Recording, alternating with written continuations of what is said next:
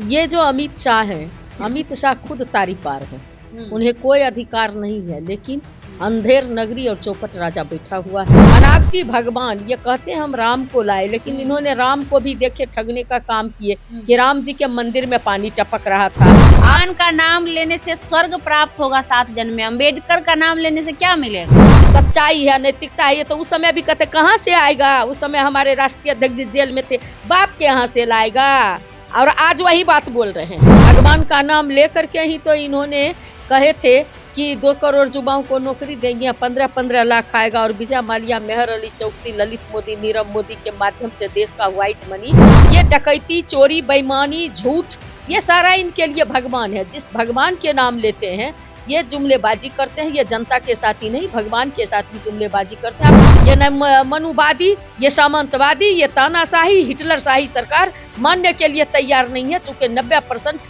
बहुजनों का वो भगवान है, इसलिए उस भगवान को नहीं मानते हैं। तो ये लोग देश का जो डेमोक्रेसी का जयचंद है, जो वहाँ सत्ता की मलाई काटने के लिए, मैं पूछना चाहती हूँ चिराग पासवान को कि इनकी नैतिकता खत्म हो गई है।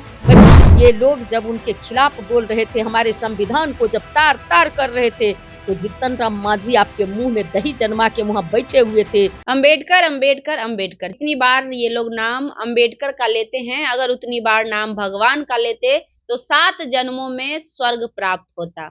अम्बेडकर नाम लेना एक फैशन बन गया है, ये कहना है गृह मंत्री अमित शाह का, जिसको लेकर लगातार बवाल मचा हुआ है। विपक्ष लगातार उनकी आलोचना कर रहा है, कहीं उनके पुतला दहन किए जा रहे हैं और लगातार प्रतिपक्ष की ओर से विरोध जारी है। इसी कड़ी में हमारे साथ बातचीत करने के लिए एमएलसी उर्मिला ठाकुर हैं, राजद की वरिष्ठ नेत्री हैं डॉक्टर उर्मिला ठाकुर जी। क्या कहिएगा कि आज बाबा साहब भीमराव अंबेडकर का अपमान सरेआम संसद भवन में हो रहा है? ये बहुत ही इस देश और समाज और 90% बहुजनों के लिए दुर्भाग्यपूर्ण बयान है। ये जो अमित शाह हैं, अमित शाह खुद तारी पार हैं। उन्हें कोई अधिकार नहीं है, लेकिन अंधेर नगरी और चौपट राजा बैठा हुआ है। ये गृह मंत्री हैं। आज तक तो इनके जो नेता थे सभी छोटे मझोले और जो बीच के नेता थे अनाप शनाप बोलते थे, लेकिन आज ये देखने को मिल रहा है कि जो अपने को सबसे वरिष्ठ नेता समझते हैं, अपने को चाणक्य कहते हैं, और ये चाणक्य लोग भी आज अनाप शनाप बोल रहे हैं। उनको ये पता उस चाणक्य को नहीं है कि जिस बाबा भीमराव अंबेडकर के चलते, उनके कानून और संविधान के आधार पर हम शपथ ग्रहण लेते हैं, हम ओथ लेते हैं उस पार्लियामेंट में जहां देश का तकदीर लिखी जाती है, देश के लोगों को, नागरिकों की सुरक्षा की बात होती है, उसके सुख सुविधा की बात होती है, रोजी रोजगार की बात होती है। लेकिन ऐसा गृह मंत्री जहां ये मुद्दा से हट के कभी मुद्दे पर बात करते नहीं है, और ये जो है हमारे 90% बहुजनों के भगवान को दरकिनार करने के लिए बनावटी भगवान, ये कहते हैं हम राम को लाए, लेकिन इन्होंने राम को भी देखे ठगने का काम किए कि राम जी के मंदिर में पानी टपक रहा था, वहां के लोगों को चलने के लिए जो रोड है वहां पर खाई बन रहा था। तो ये लोग भगवान को ठगने वाले लोग हैं। इनको भगवान के, जिस भगवान का, जिस राम का नाम लेता है, उसके चरित्र से अगर ये शिक्षा ले लेते तो शायद देश के लोगों को कल्याण हो जाता। भगवान का नाम लेने से स्वर्ग प्राप्त होगा 7 जन्म में, अम्बेडकर का नाम लेने से क्या मिलेगा? भगवान का नाम लेके ही तो ये तारी पार बन गए ना, देश के लोगों को जुर्म किए, देश के लोगों, भगवान का नाम लेकर के ही तो इन्होंने कहे थे कि 2 करोड़ युवाओं को नौकरी देंगे, 15-15 लाख आएगा और विजय माल्या, मेहर अली चौकसी, ललित मोदी, नीरव मोदी के माध्यम से देश का व्हाइट मनी विदेश भेजवा दिए। तो ये लोग इतने बड़े चोर हैं, इतने बड़े डाकू हैं कि भगवान के नाम लेकर के गरीब जनता के, देश के गरीब जनता की गाढ़ी कमाई का डकैती करते रहते हैं।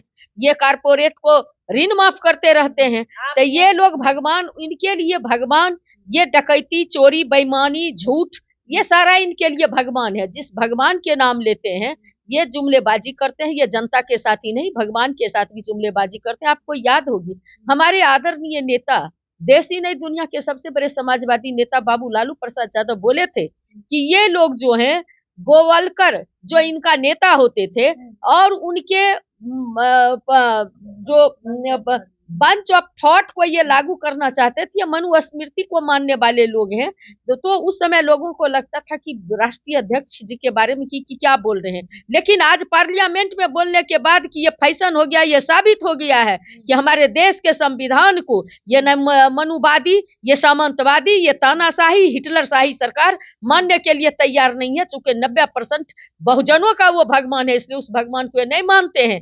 ये मानते हैं चंद मुट्ठी भर 10% वाले लोगों का भगवान। जो भगवान इनका है मनुस्मृति, जो इनका भगवान है, जो सावरकर को मानने वाले लोग हैं, ये सारे लोगों को जो इनका देखे, आपकी मोहन भागवत बोलते हैं कि हम संविधान की समीक्षा करेंगे, ऐसे लोग जो गरीब गुरबा की बात को नहीं मानने वाले हैं, शोषण करने वाले हैं, शोषक वर्ग है, और वो हमारे 90% का जो भगवान है अंबेडकर साहब, उनको अपमानित करने का काम किया है। उनके 90% के भगवान है अंबेडकर साहब, तो 90% वाला बीजेपी में नहीं है। कहाँ कोई विरोध करे? चिराग पासवान दलित नहीं है, जीतन राम मांझी दलित नहीं है, वो लोग नहीं है बहुजन। मैं आ रही हूँ उस पे। मैं उसी बात को कहने वाली थी कि आप देख लीजिए, जो 90% में जो वहां पर बैठे, आपको याद होगी जब देशभक्त अंग्रेज के खिलाफ स्वतंत्रता की लड़ाई लड़ रहे थे, गुलामी की जंजीर तोड़ने के लिए फांसी पर चढ़ रहे थे, उस समय जयचंद जैसे भी तो लोग थे। तो ये लोग देश का जो डेमोक्रेसी का जयचंद है, जो वहां सत्ता की मलाई काटने के लिए, मैं पूछना चाहती हूँ चिराग पासवान को कि इनकी नैतिकता खत्म हो गई है। मैं पूछना चाहती हूँ जीतन राम मांझी जी से कि क्या आपकी नैतिकता जो है, जवाबदेही खत्म हो गई है? आप जिस सुरक्षित सीट से लड़ करके उस पार्लियामेंट में पहुंचते हैं, ये बाबा भीमराव अंबेडकर का दिया हुआ आरक्षण के तहत आप जाते हैं। दोबारा आप कल्पना नहीं कर सकते हैं कि उस लोकसभा या राज्यसभा में आप जाने का तो मनसा छोड़ दीजिए, यहाँ के बहुजन आपको कभी भी उस पार्लियामेंट में पहुंचने के लिए नहीं देंगे। कहेंगे, पूछेंगे देश की जनता, जब हमारे संविधान निर्माता बाबा भीमराव अंबेडकर के खिलाफ अमित शाह जो गृह मंत्री कहते हैं अपने आप को, ये लोग जब उनके खिलाफ बोल रहे थे, हमारे संविधान को जब तार तार कर रहे थे, तो जीतन राम मांझी आपके मुंह में दही जन्मा के वहां बैठे हुए थे और देख रहे थे कि सत्ता की मलाई हमको मिलेगी। इस तरह से उसके पक्ष में आप बैठे हुए हैं।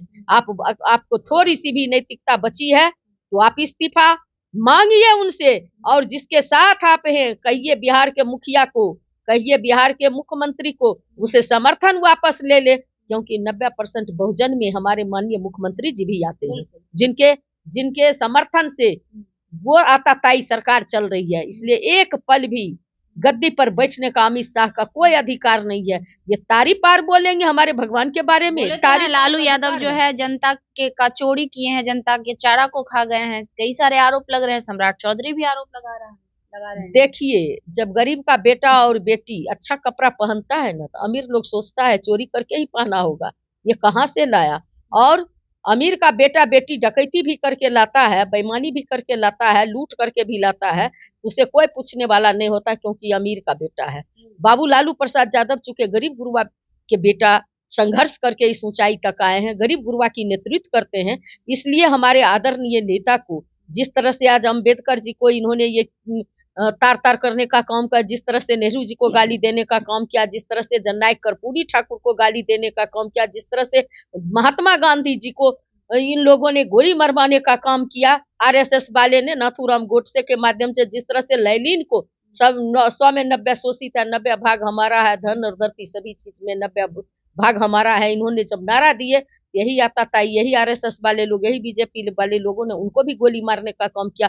वही आज हमारे नेता पर लांछना लगा रहे हैं। देखिए, वही लोग जो इन लोगों को गाली देने का काम किया, हमारे पुरखा को अपमानित करने का काम किया, आज वही लोग हमारे आदरणीय नेता को अपमानित कर रहा है। अपने ईडी, सीबीआई, इनकम टैक्स के माध्यम से जो पॉकेट का तोता बन चुका है, वो चाहते हैं कि बाबू लालू प्रसाद यादव चूंकि गरीब गुरबा का नेतृत्व करते हैं, गरीबों की आवाज है, जिन्होंने जुबान में ताकत दी है, मानसिक आजादी दी है, तो उनके खिलाफ साजिश के तहत जेल भेजने का काम किया। पूरा देश और दुनिया समझ गई है और कहीं पर कुछ साबित नहीं हुआ। बार बार छापेमारी चुकी है, तो क्यों नहीं जनता आप लोगों को समर्थन देती है? हर बार आप लोगों को असफलता क्यों मिलती है? चाहे लोकसभा चुनाव हो, उपचुनाव हो, पिछली बार का चुनाव हो।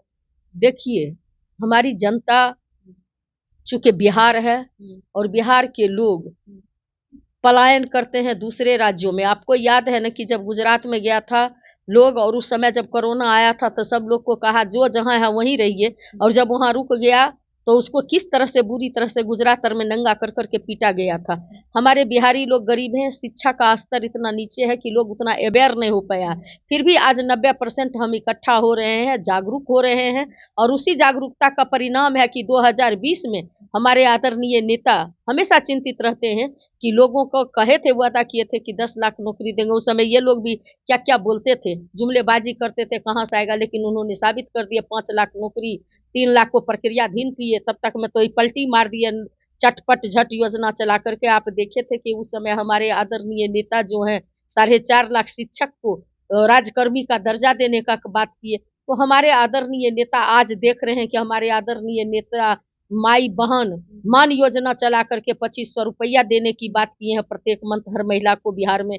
उन्होंने जो है जो 1200 का सिलेंडर है 500 में देंगे। उन्होंने कहे हैं कि चाहे वो दिव्यांग को जो पेंशन मिलता है 400 वो भी 1500 होगा, जो विधवा पेंशन मिलता है वो भी 400 की जगह पर 15, जो वृद्धा पेंशन मिलता है वो भी 400 के जगह पर 1500 होगा, जो सामाजिक सुरक्षा पेंशन मिलता है वो भी जो है 400 की जगह पर 1500 होगा, 200 यूनिट बिजली फ्री होगी, 5 किलो अनाज की जगह। हमारे आदरणीय नेता प्रयासरत हैं। और चौधरी कह रहे हैं जुमलेबाजी कर रहे हैं, आप लोग जनता को बरगलाने के लिए। नहीं, हमारे आदरणीय नेता कलेजा ठोक के बोलते हैं और पूरे ताकत के साथ बोलते हैं, जो बोलते हैं वो करते हैं। हमारे आदरणीय नेता में सच्चाई है, नैतिकता है। ये तो उस समय भी कहते कहाँ से आएगा, उस समय हमारे राष्ट्रीय अध्यक्ष जेल में थे, बाप के यहाँ से लाएगा। और आज वही बात बोल रहे हैं। आज हमारे नेता का ही राह पर वो लोग चल रहे हैं कि हम इतना नौकरी देंगे। जुमलेबाजी उनके तरह नहीं करते हैं कि 2 करोड़ नौकरी देंगे, सब चीज को प्राइवेटाइजेशन कर देंगे। हमारे आदरणीय नेता जो बोलते हैं वो करते हैं। और पूरे की पूरी महिला और यहाँ के युवा आप देखे होंगे कि जनता मालिक तो हमेशा हमारे तेजस्वी जी के साथ हैं। ये लोग जब 20 में चुनाव लड़ा, टोटल सीट में मात्र 12,000 वोट से हमसे ज्यादा था। उसमें भी पूरा बेईमानी करने के बाद, पोस्टल बैलेट की गिनती नहीं करने के बाद सिर्फ और सिर्फ 12,000 वोट से हम उनसे पीछे थे टोटल वोट में। और कई सीटों पर जो है उन्होंने बेईमानी कर करके 3rd नंबर की पार्टी को 1 नंबर बना करके और नीतीश कुमार को मुखौटा बना करके पीछे में उसके कंधे पर बंदूक रख के चला रहे हैं। इसलिए इनको कोई अधिकार नहीं है बोलने का। हमारे आदरणीय नेता को जो जुमलेबाज है वो अपनी ये बोल करके जो है लोगों को बरगला रहे हैं। हमारे आदरणीय नेता जो वादा करते हैं वो करते हैं और इनके कहने से नहीं होगी। आप देखें कि हम 0 पर थे, पार्लियामेंट के चुनाव में देखबे किए कि हम 10 सीट पर हमारे गठबंधन के लोग जीते हैं। और आगे जो 2025 में है, किसी का दाल नहीं गलेगा। बिहार का बेटा, अपना बेटा और काम करने वाला बेटा जो बोलते हैं वो करते हैं। तेजस्वी यादव ही बिहार के मुख्यमंत्री बनने जा रहे हैं। बहुत बहुत धन्यवाद। तो ये थी हमारे साथ उर्मिला ठाकुर, कह रही हैं कि 2025 में तेजस्वी यादव मुख्यमंत्री बनने जा रहे हैं। पिछली बार महज 12,000 वोट से वो अधिक थे, जबकि कई तरह की बेईमानी की गई थी, पोस्टल बैलेट भी नहीं गिना गया था। लेकिन इस बार जो जनता है वो हम पर भरोसा जताएगी और तेजस्वी यादव जो कहते हैं वो करते हैं। कई सारे योजना भी लेकर आए हैं तेजस्वी यादव, लगातार चर्चाओं में बनी हुई है। बाकी इनकी बातों पर आप क्या प्रतिक्रिया रखते हैं हमें कमेंट बॉक्स में जरूर दीजिएगा। लाइव लॉन्ग न्यूज देख रहे थे आप, मेरा नाम खुशबू रॉय है। बहुत बहुत धन्यवाद।